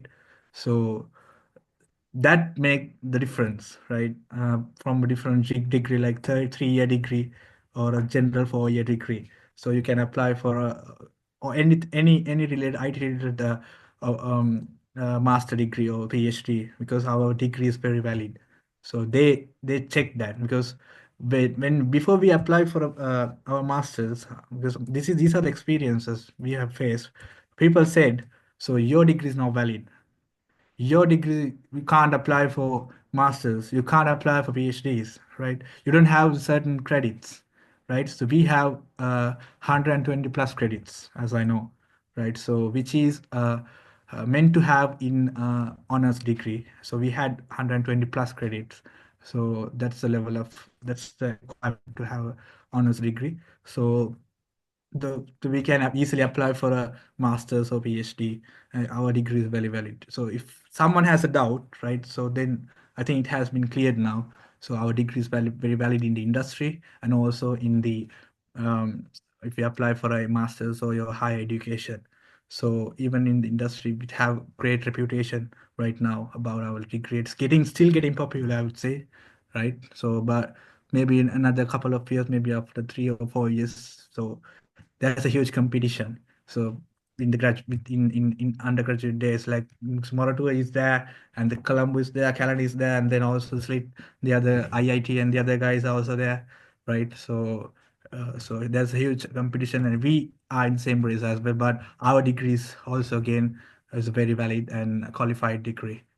Yeah, that's it. So about when we considering all the facts about the opportunities, we have all the opportunities in the industry. You can apply for anything, but you need to tailor your skill set according to that opportunity or the role, and then you have to apply it with really good tailored CV and really good soft skills in your hand.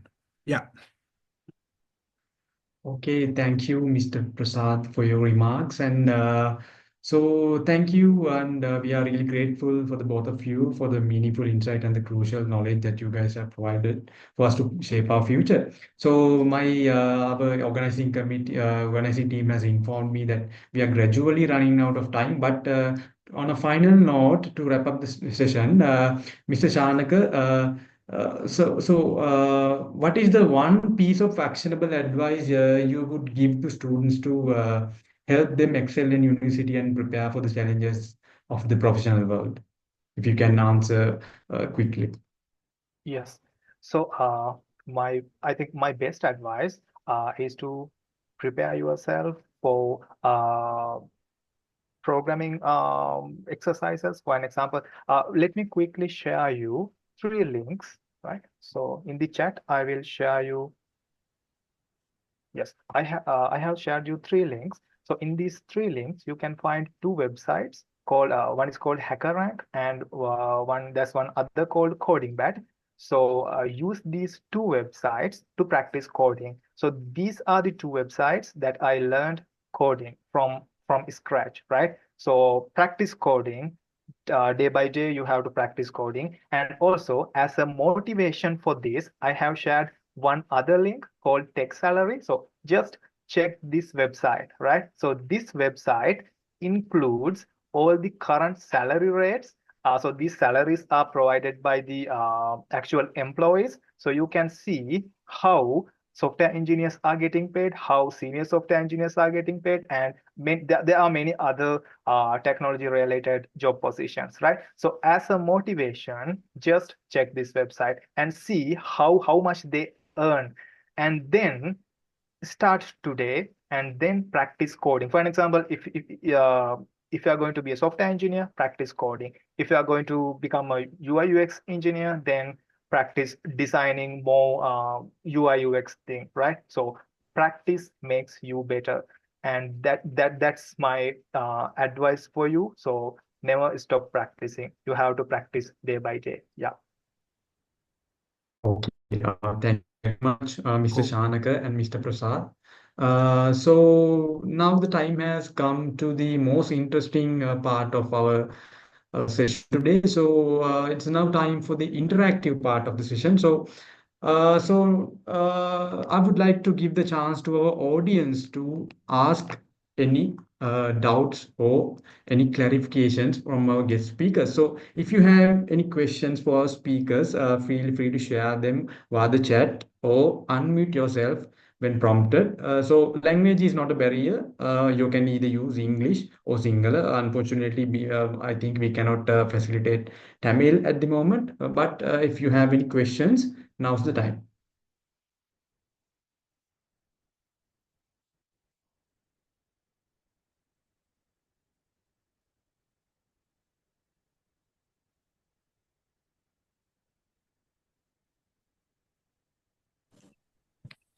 Okay, I'll go. I have two questions for both our speakers, Mr. Shanaga and Prasad. Mr. Shanaga, I want to know more about like researching, like research paper publishing. Uh, w- do you have any like suggestions? Where should I start? Where like a platform or something? And for Mr. Prasad, I have like a really simple question. Is the interview harder than the job? Like, just want to know the opinion. So, listening to both your explanations, I had those two questions from the beginning. So, I think Mr. Shanag and Prasad, those are the questions I have. Okay, so I think I will answer my question first, and then Prasad can go. Okay, so about research work. So as you are still doing your undergraduate program, the best way is to start working with your lecturers. So they might have very interesting research projects they already have, and because they have the experience, right? So you are inexperienced right now. So the best way right now is to go talk to them and ask them about the research studies that they are currently working on, and ask them if you can join their research studies, and then you can work on them. And just after completing your bachelor's, when you have the experience, then you can even start your personal research studies, or even you can join the industry. And some companies even have research and development departments where they do research studies, where they publish research papers, and then you can join such R&D department.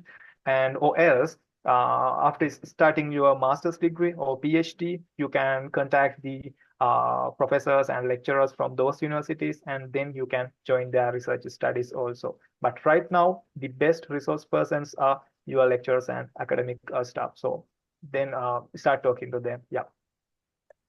Thank you, Mr. Shanaka. All right, so that's for my question that you asked me. All right, so it's yeah, I would say yes. So getting the job is harder than doing the job.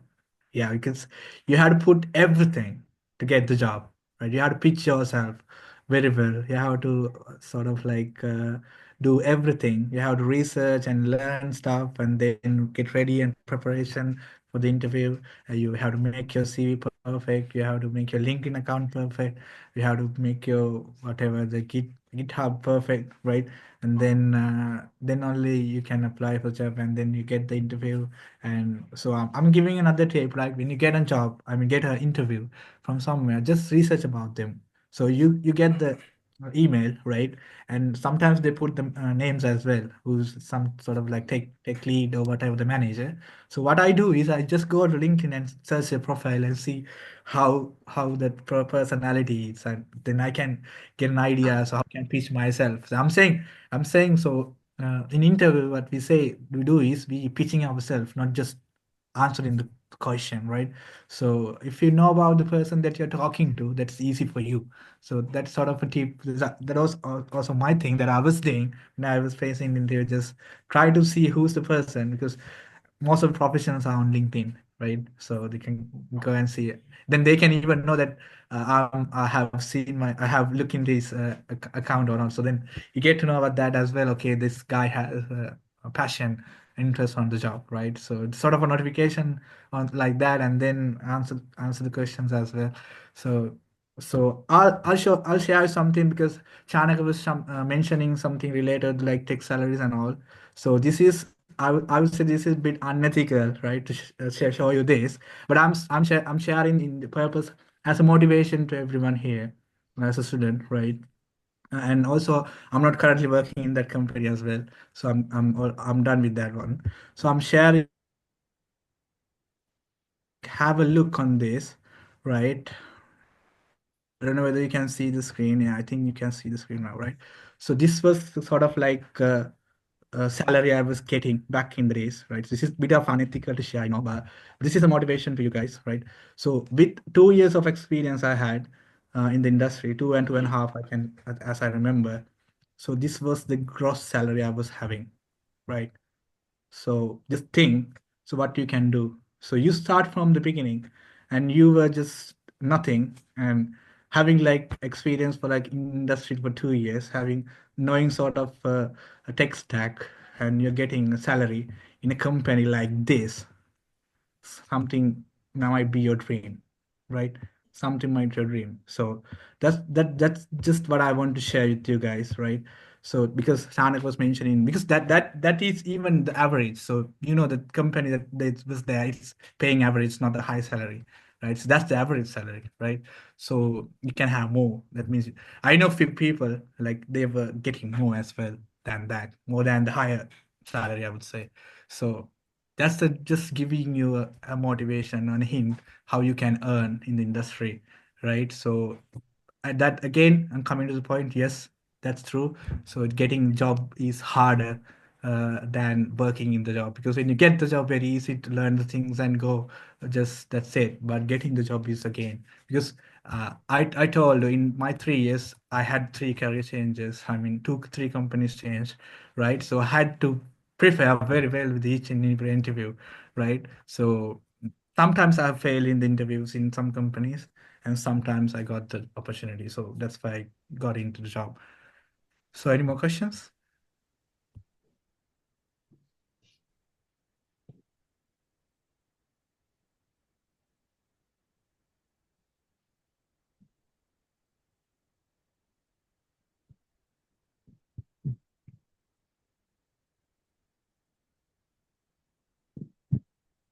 Hope I'm audible. So my question is for both of our speakers. So what are the advantages of pursuing higher studies abroad apart from migration opportunities?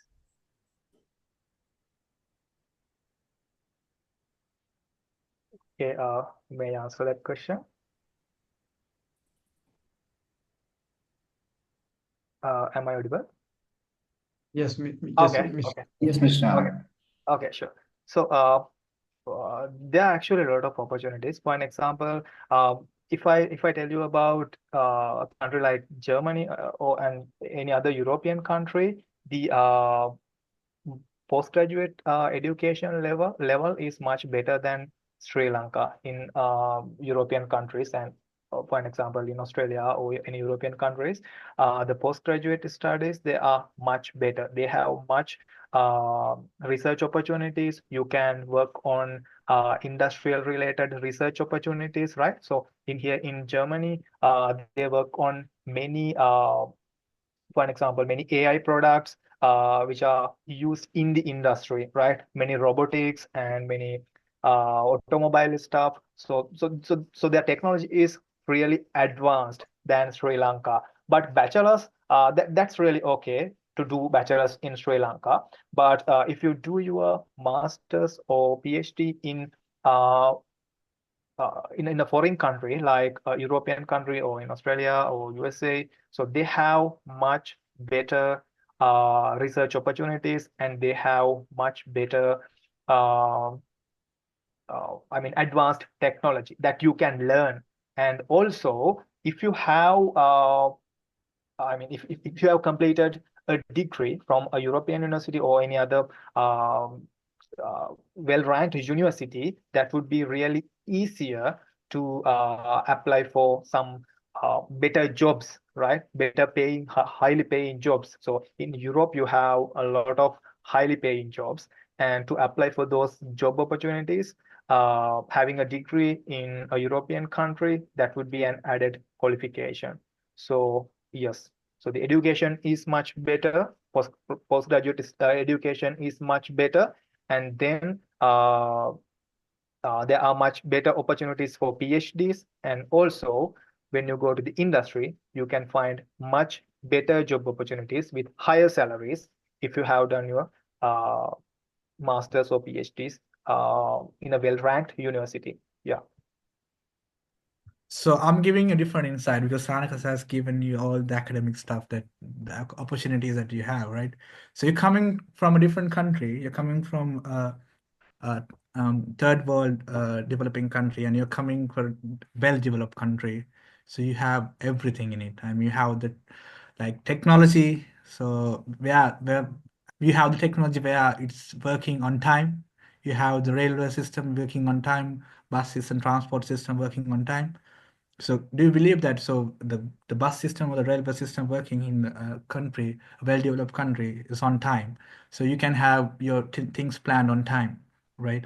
So just let's say you're going for railway station, and or maybe a bus station. Your bus is there. You can see this just 10 minutes away. You can go and have a cup of tea, right? And you can have ice cream, and you can come on time, and then the bus is there. That's how what do you mean by developed country, right? So you have those opportunity, like living opportunity, I would say, living opportunity in a well-developed country. And then also exploring the country, exploring a well-developed country, or exploring the Europe, because Shanak is in Europe, I'm in Europe, right? So if you can get the opportunity, those opportunities as well, exploring the cultures, exploring the people or the nature, whatever the thing, right? So Sri Lanka is a beautiful country and in a different aspect, and the countries like in Europe is having a different culture as well.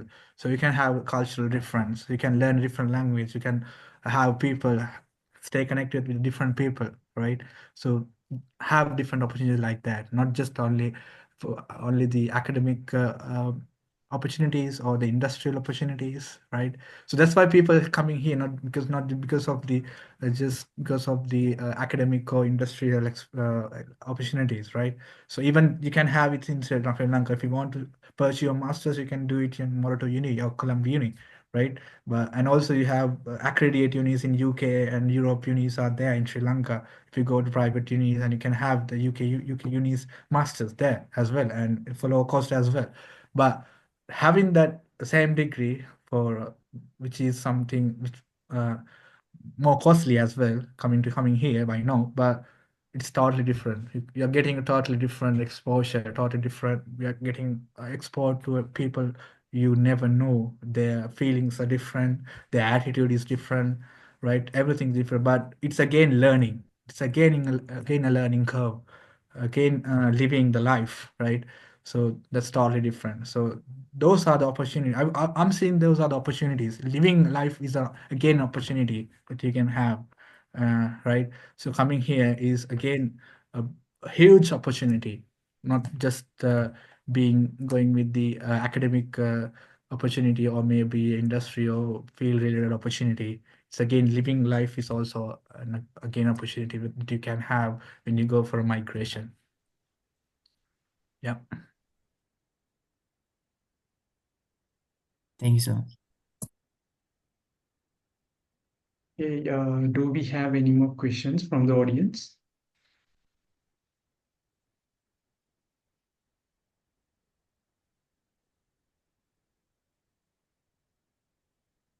Okay, I believe that's it.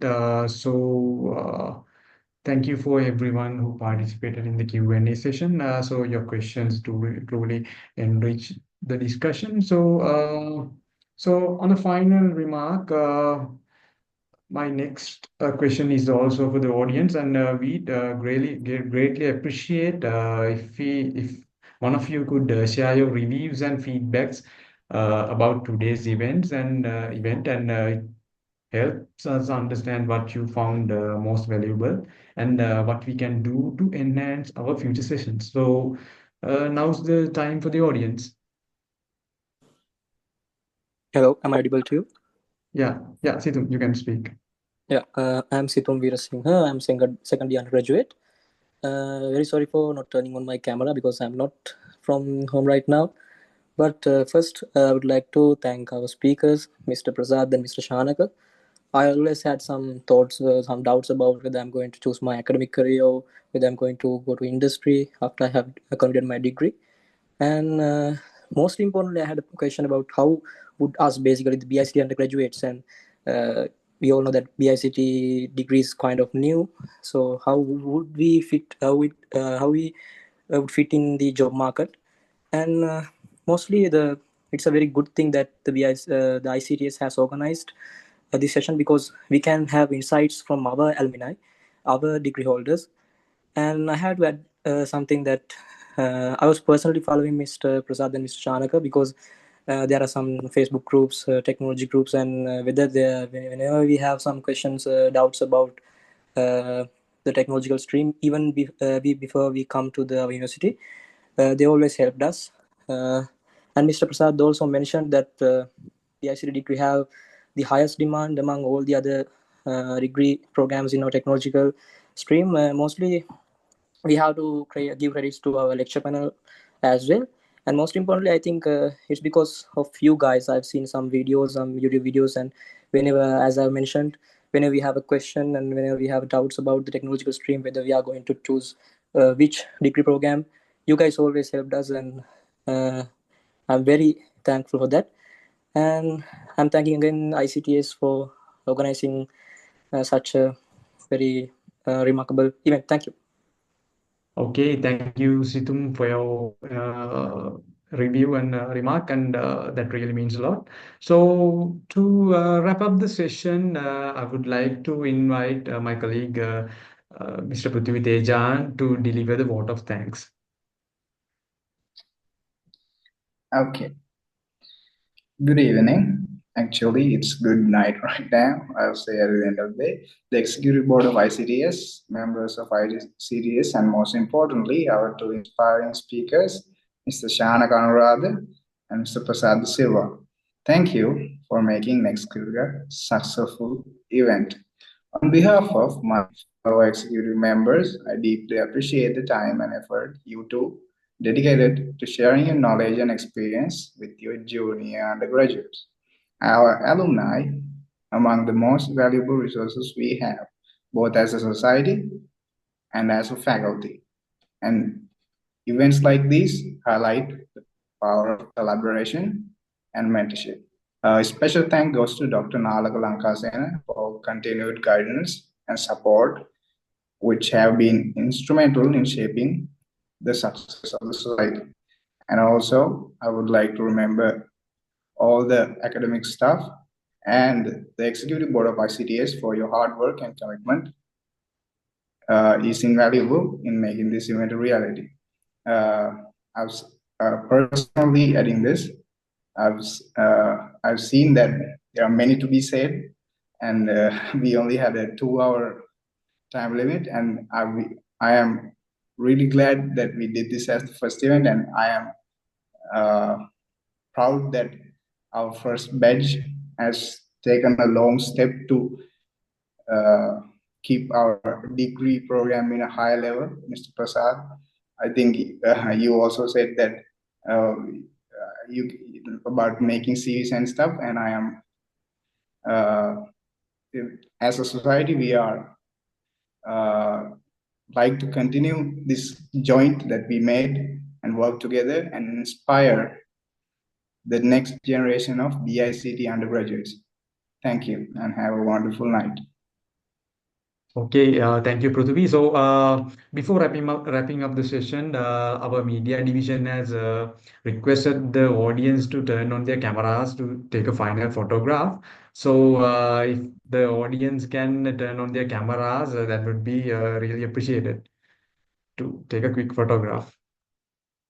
So while they are turning on the camera, I just have one thing to say, right? So thank you so much to having us in the event today, as ICDS, right? So I should mention this because I should thank Dr. Nala Kalankasena and also Dr. Prabhani and all the lecture staff, because they are the people who's beyond these all the things, and you guys are doing a great job as ICDS. Because when we try to do that in first year, because I was the main person like trying to do this society, but I couldn't able to do this into different due to some problems. And but you guys made it in the sixth batch, so you guys should be proud as the first batch and historical first batch who made the ICC society. And you guys are doing really great because I'm looking into everything in LinkedIn and Facebook. So you guys are doing so professionally, creating all the banners and doing marketing and all. I think all the members are in the society. All the undergraduates, like from first year to fourth year, everyone should be in the society, right? So everyone, I think everyone's there, right? So doing whatever the collaboration or whatever the commitment that they can give you to the society, right? So you guys are doing great. Just keep whatever you're doing, right? Keep up the good work, right? So show them the world. I mean the industry, the university, what you guys are doing, right? Keep the good work and good luck with everyone. Good luck for everything and everyone. I'm telling you, wish you all the best. Okay, thank you, Mr. Prasad.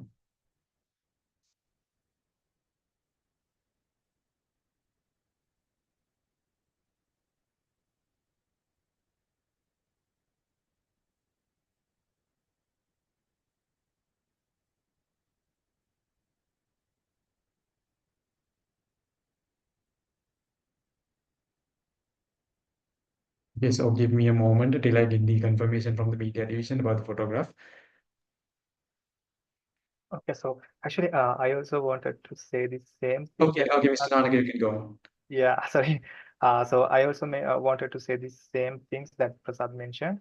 So thank you all of you for your great event, and actually it was really very well organized, and I hope you all the best to keep this up and do the same things. I mean, do it even better so you can uh, bring much value to these event series. And thank you so much for inviting us today. Yeah. Okay, yeah. So then okay, I got the confirmation from the media division. So thank you everyone for joining us in this insightful session of NextClick. So today we explored invaluable perspectives from our speakers on higher education, skill development, and the relevance of BICT in the industry and career pathways. So their advice on adapting to new environments and staying updated and balancing education with professional growth has provided us with some actionable takeaways. So I would like to give a big thank you to our speakers for sharing their experience and wisdom, Mr. Shanaka and Mr. Prasad, and to our audience for your active participation. And also I would like to mention our executive committee, ICTS, for their dedication to make this event a success. So let's take these learnings forward to inspire our academic, personal, and professional journeys. So thank you, and thank you again. So stay tuned for more episodes of Next Click, one click closer to inspiration. So wishing you all the best in your academic and professional endeavors. So have a great day. Thank you.